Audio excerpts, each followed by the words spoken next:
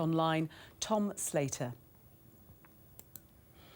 The government's controversial plan to set aside £50 million to expand grammar schools has come under heavy criticism from teaching unions.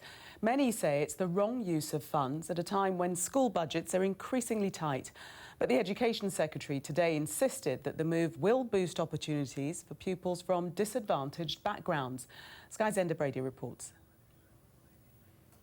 Then American politics will be doing political parties. Here at Townley Grammar School in Bexley, South London, they've been steadily expanding for years. 1,500 pupils study here from a range of socio-economic backgrounds. Head teacher Desmond Dehan welcomes the announcement, but says diverse recruitment has been happening anyway, without the funding.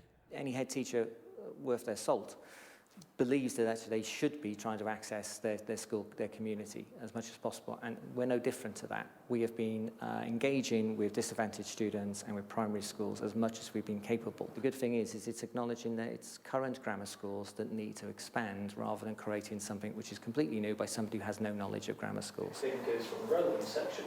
The pupils here acknowledge that they wouldn't want to be anywhere else. In general, there's a better quality of education, and that gives students who can't afford a private education the opportunity to basically get the next best thing. If you're extending and giving money to support these people, they're also being provided with excellent teachers and excellent facilities. There are various criteria the schools will need to bid for the funding, and they'll have to prove that they are eligible.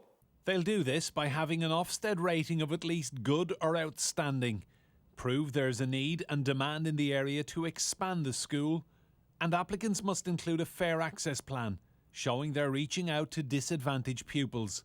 They can do this by setting the selection test in a way that promotes applications from parents of children from lower income backgrounds, making changes to pass marks, which can include lowering them for disadvantaged children, and targeting outreach work in local primary schools by, say, providing free guidance on the selection tests. The government says the plans will give parents more choice. We need more good school places, and those can be in new voluntary aided schools. It could be in one of the new wave of free schools, but also it should be possible for selective schools to expand as it is possible for those others. It's about where the parental demand is, where the need is. But critics argue selective education does not help improve social mobility. We know that grammar schools do not help all children get on in life and do well. They only help the privileged few. We want an education service in Labour that makes sure that every child has those opportunities.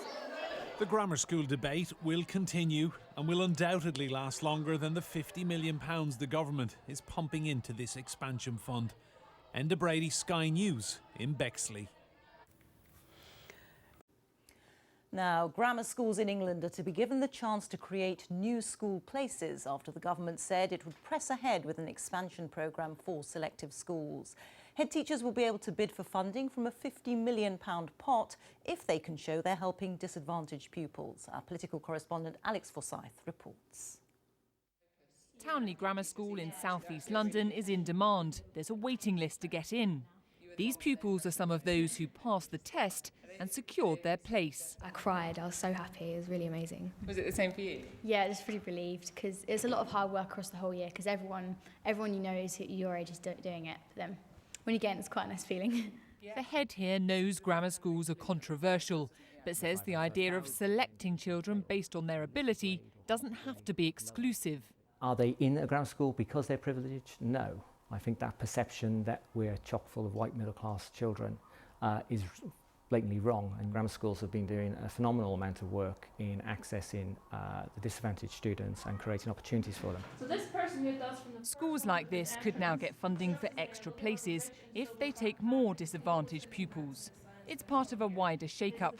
The government's abandoned a plan to allow some schools to admit more pupils based on religion, but councils could open new faith schools. Well, this is all about making sure there's enough good school places to satisfy demand as the population grows and moves, and to make sure we've got good choice for parents right around the country. But at the school gates, it's expanding grammar schools that's causing most talk. A lot of children now today do struggle and they do need one-to-one, so extra money anywhere across the curriculum would be helpful. 50 million is a good start, but I don't think it's enough at all. Now the government put more money into it, and that means it opens the door to more children. But critics, including the Labour Party, say with school budgets under huge pressure, this is the wrong priority.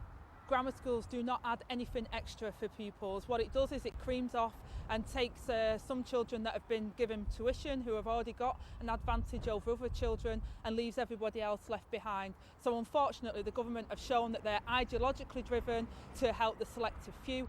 Because there is opposition to selective education, the Conservatives had to ditch what had been a key election promise to lift the ban on new grammar schools altogether. They were worried they couldn't get the idea through Parliament, so this is a slimmed-down version. The money for grammar school expansion was already in the pipeline. It might fund a few thousand new places, but it's not the sweeping education reforms the government had hoped. But whatever the political arguments, the pupils at Townley Grammar know how they'd describe their school. I think I would say diversity.